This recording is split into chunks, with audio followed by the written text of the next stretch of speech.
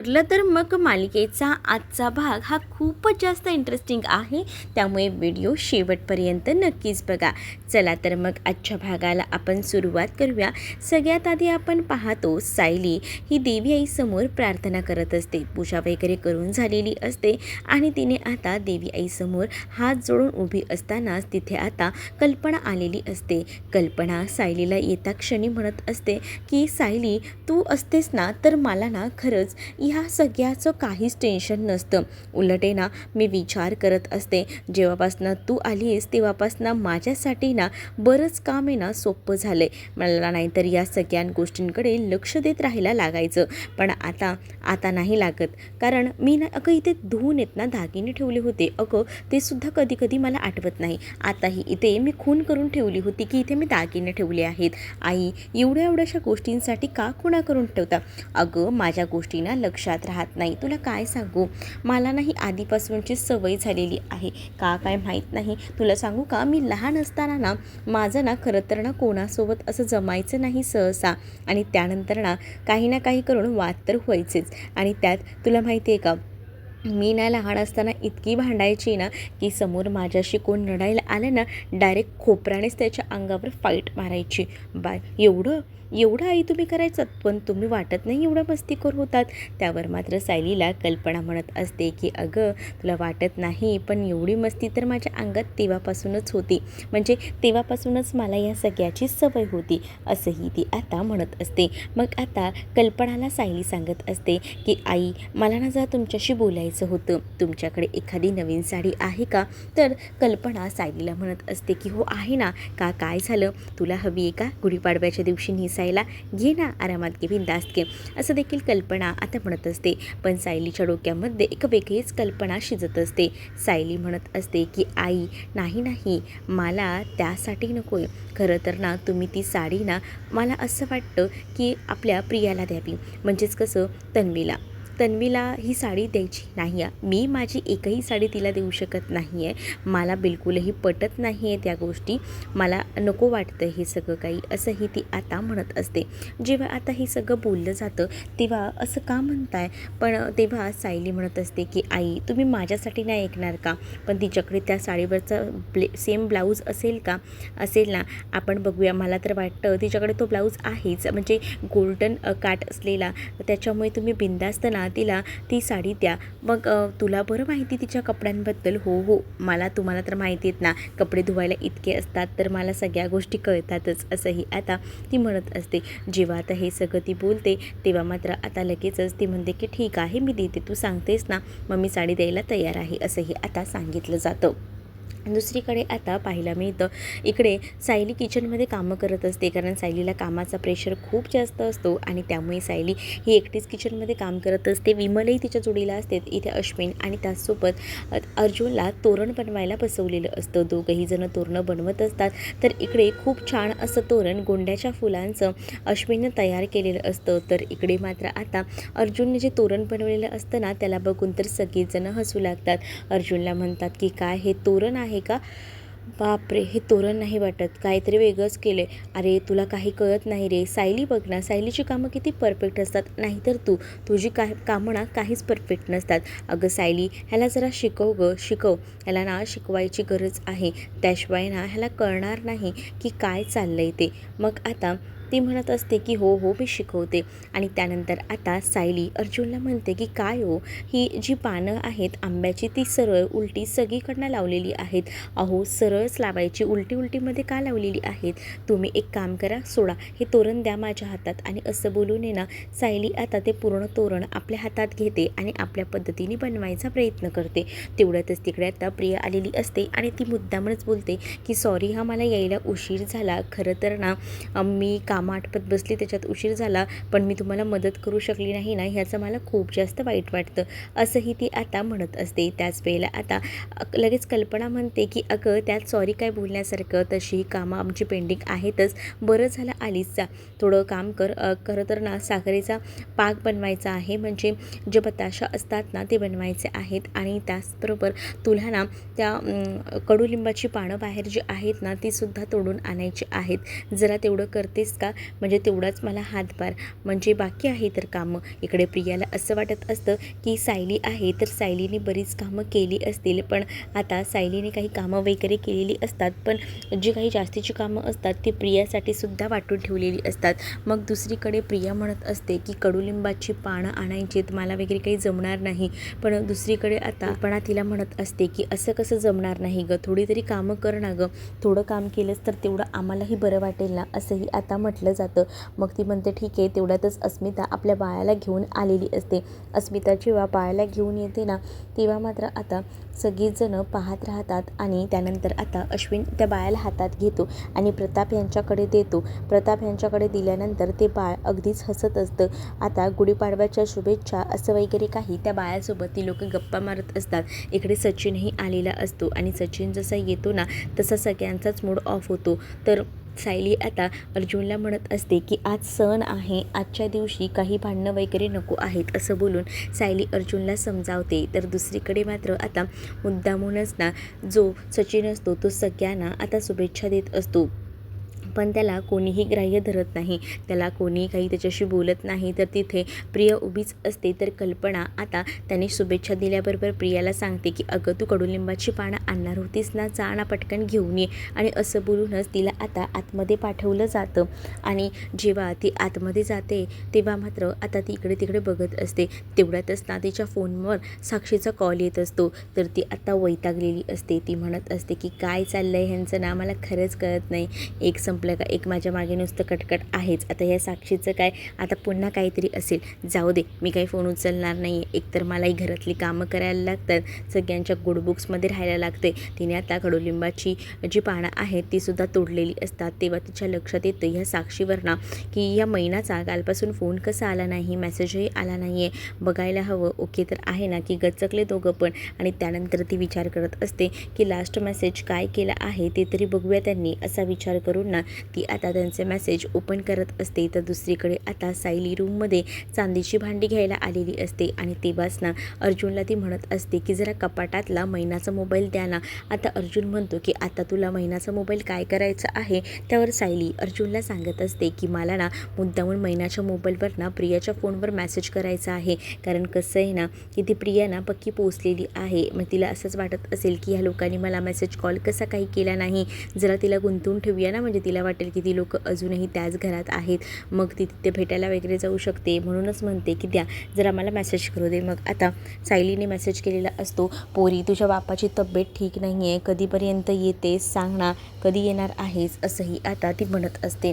मग त्या मेसेजमध्ये जेव्हा हे सगळं टाकलं जातं तेव्हा इकडे प्रिया जी आहे तो मेसेज नेमका रीड करणार असते आणि तेवढ्यातच सायली इकडनं टाईप करून ते पाठवत असते. सायलीने आता सांगितलेलं असतं की पोरी मला पैशांची गरज आहे, तुझ्या बाबांची तब्येत ठीक नाही आहे. तर दुसरीकडे मात्र आता प्रिया विचार करत असते की कसं काय पनवतीचं नाव घेतलं आणि पनवती हाजीर नाही झाली. अगदी तसंच झालं आहे, म्हणजे बघा ना आत्ता नाव घेतलं नाही तोपर्यंत मैनाचा मेसेज आला. इकडे आता अर्जुन सायलीचं कौतुक करत असतो. अर्जुन सायलीला म्हणत असतो की बायको तुझी तर कमालच करायला हवी बघ, म्हणजे मी तर विचारही केला नव्हता की तू एवढीही हुशार असशील, म्हणजे वकिलाची बायको शोभतेच, असंही आता काहीसं तो तिला म्हणत असतो. तर इकडे मात्र प्रिया म्हणत असते की करा काय करायचं आहे ते, माझ्याकडे पण काय पैसे द्यायला मी काय अशीच बसली का. तेवढ्यातच अश्विनने ना आता तिला तिकडनं हाक मारलेली असते आणि अश्विन आता तिला म्हणत असतो की कुठे राहिलीस, ये ना लवकर, अगं आईने पाला विचारलाय आणलायस का. मग आता ती म्हणते की हो हो आणला आहे, आणि असं बोलूनच ना अश्विनने बोलवल्यावर ती तो पाला घेऊन जायला निघते. दुसरीकडे आता सायली आणि अर्जुनला पुन्हा एकदा खाली जायचं असतं आणि यासाठी त्यांची तयारी सुरू असते. म्हणजेच काय तर सायली अर्जुनला म्हणत असते की हो आपण जाऊया, सगळी कामं खाली बाकी आहेत आणि सगळी कामं करून घेऊया, असंही ती अर्जुनला सांगत असते. आता तिला मैनाचा फोन पुन्हा एकदा कपाटामध्ये ठेवून द्यायचा असतो, कारण तिला माहिती आहे जर हा फोन तिने बाजूला तिथेच ठेवला तर प्रॉब्लेम होऊ शकतो, आणि त्यामुळेच ना ती आता तो फोन आहे ना तिथे बाजूला ठेवून देते तिच्या कपाटामध्ये. कारण तिला असं वाटत असतं की हा फोन जर बाहेर राहिला तरी पुन्हा प्रॉब्लेम होईल. आणि मग नंतर तिकडनं प्रताप हाक मारतात आणि म्हणतात की झालं आहे की नाही सायली अर्जुन तुमचं, या पटकन. मग सायली अर्जुन जे आहेत ना ते पटकनच खाली जायला निघतात. तर दुसरीकडे आता जी प्रिया असते ती आता साखरेचा पाक वगैरे बनवत असते. तिला साखरेचे गोळे बनवायला सांगितलेले असतात जे गुढीसाठी बांधले जातात. मग आता तिला जेव्हा ह्या सगळ्या गोष्टी सांगितल्या जातात ना तेव्हा ती एकटीच हे सगळं काही करत असते. मग आता इकडे सचिन आणि त्याचसोबत अस्मिता बसलेले असतात. तर अस्मिताकडे सचिनचा हट्ट असतो की तू जरा बघ ना, पैशांचं काहीतरी बोलून बघ ना, बँकेचं काय झालं आहे. पण त्याच वेळेला ना इकडे ती बोलायला नकार देत असते. ती म्हणत असते की आज कोणत्या बँक चालू आहे, तू थोडं थांब ना, शांत बस ना. पण त्या सचिनला पैसे हवे असतात त्यामुळे त्याची घाईघाई होत असते, चिडचिडही होत असते. तो अस्मितासोबत चिडचिड करून रूमच्या बाहेर निघून जातो. तर दुसरीकडे मात्र इकडे जेव्हा प्रिया तो पाक बनवत असते तेव्हा किती गोड झाला आहे हे बघण्यासाठी तो पाक असा गरम गरम हातावर घेते. त्यामुळेच ना तिला आता चटका लागतो. जसा तिला आता चटका लागतो ना तसा आता अश्विन तिच्याकडे धावत येतो. त्याबरोबर आता सायली तिची मजा घेत म्हणत असते की काय गं तू पण, काय गरज आहे ते सगळं बघायची, तुला कळतंय का? अगं साखरेच्या पाकामध्ये चव काय घ्यायची, सगळं साखरेचा पाक आहे, गोड तर असणारच ना, यात काय चव घ्यायची आहे. आणि असं बोलून मुद्दामून ना ती चिडवत असते तिला. मग इथे सायली आणि अर्जुनचं काही ना काही प्लॅनिंग आता सुरूच असतं.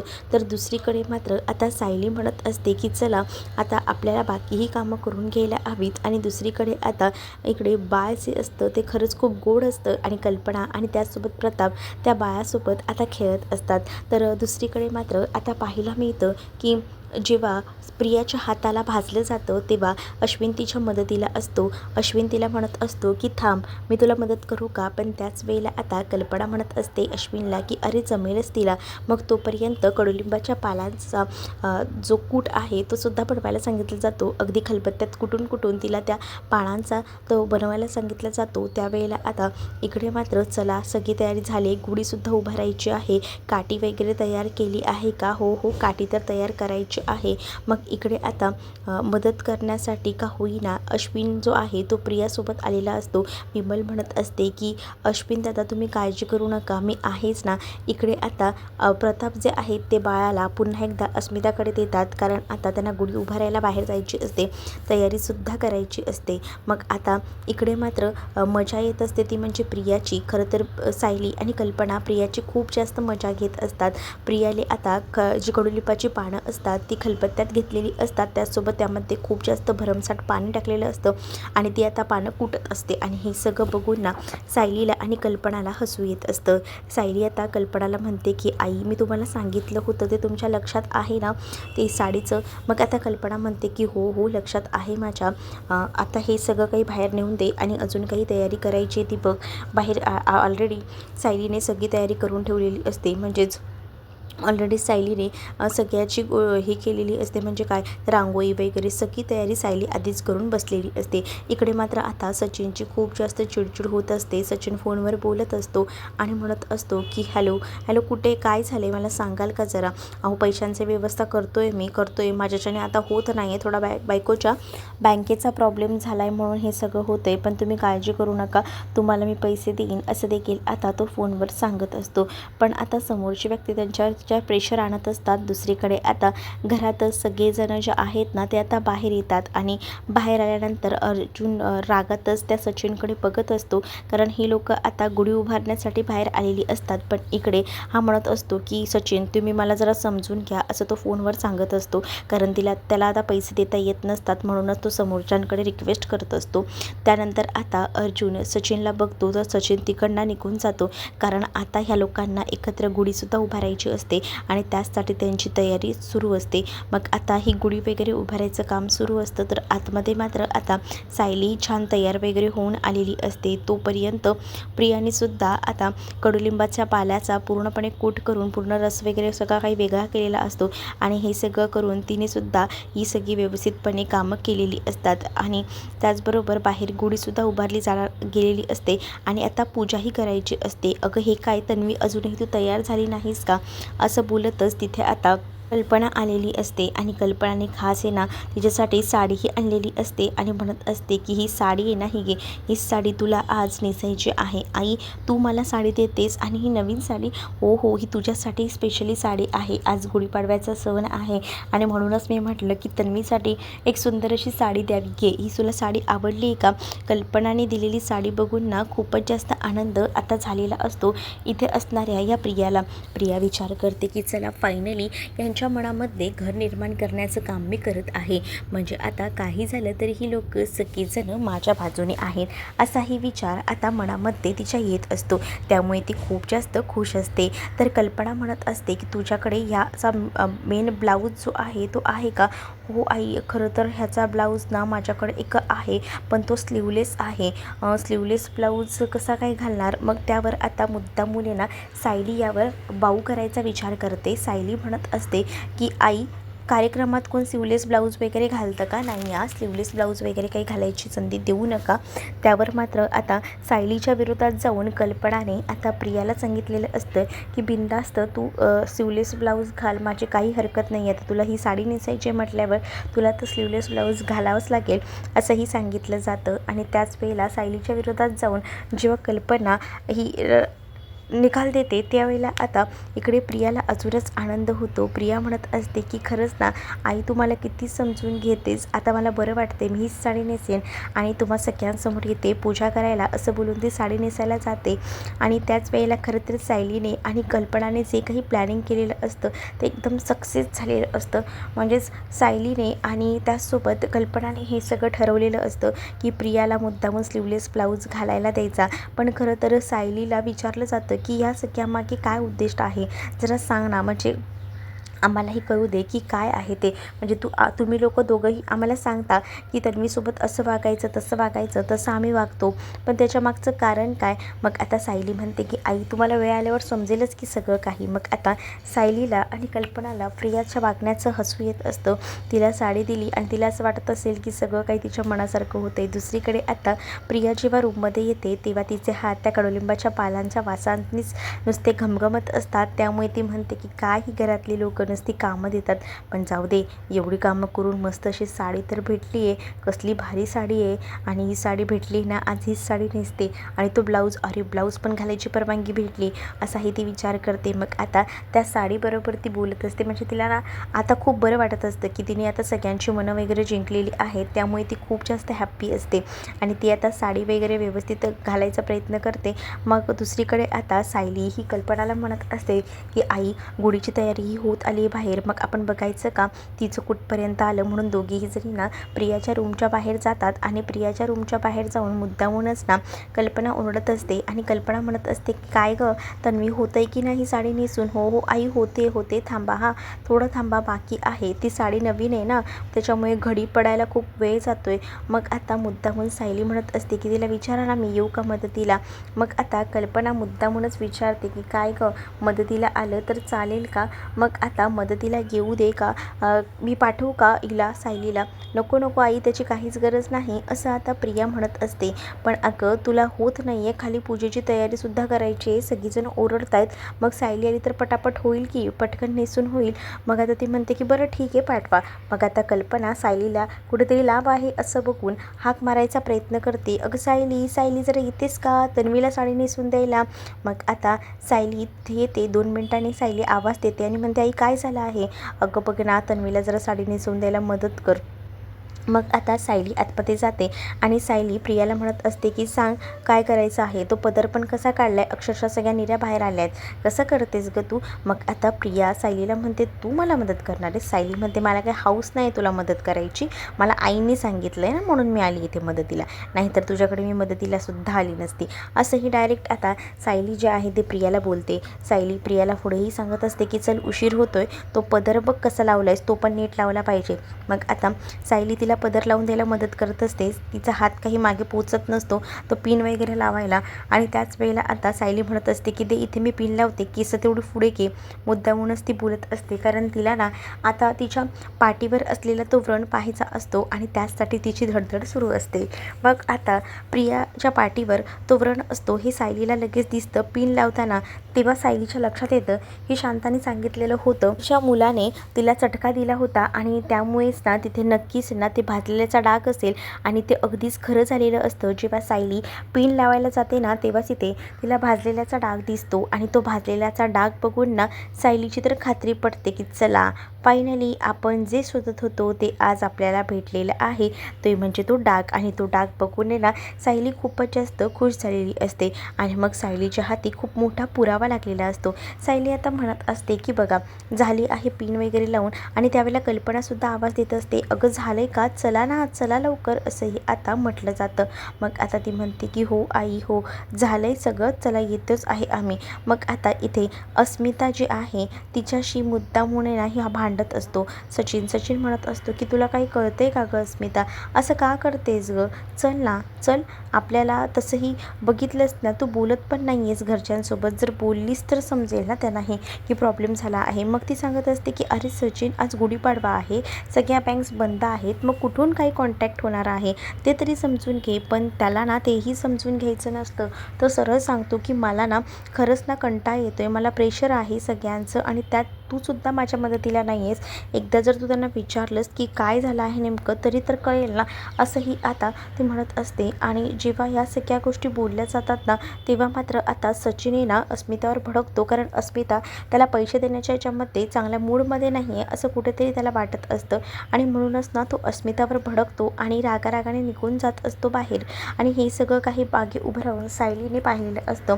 सायली हे जेव्हा सगळं काही पाहते तेव्हा सायलीच्या मनाला वाईट वाटतं कारण तिथे अस्मिताच्या डोळ्यात पाणी आलेलं असतं. सायली अस्मिताच्या खांद्याला हात लावते आणि म्हणत असते की अस्मिता ताई मला कळतंय की तुम्हाला या सगळ्याचा त्रास होतोय, पण हे सगळं डोळ्यातून पाणी येण्यामागचं कारणही काय आहे ना त्याचाही जरा विचार करा, म्हणजे थोडा विचार करून बघा की काय आहे. पण आता अस्मिता लगेच आपले डोळे पुसते आणि म्हणते की चल बाहेर, गुढी उभारायला तसाही उशीर होतोय आणि अशी वेळ मारून नेते आणि ती बाहेर जाते. मग दुसरीकडे आता इकडे विमल सायलीकडे येते आणि म्हणत असते की जाऊ दे ताई, तुम्ही इतका विचार करू नका, तुम्ही तुमच्या मनाला इतकं लावून घेऊ नका, ते काही झालं तरी समजणार नाही आहेत, असंही आता म्हटलं जातं.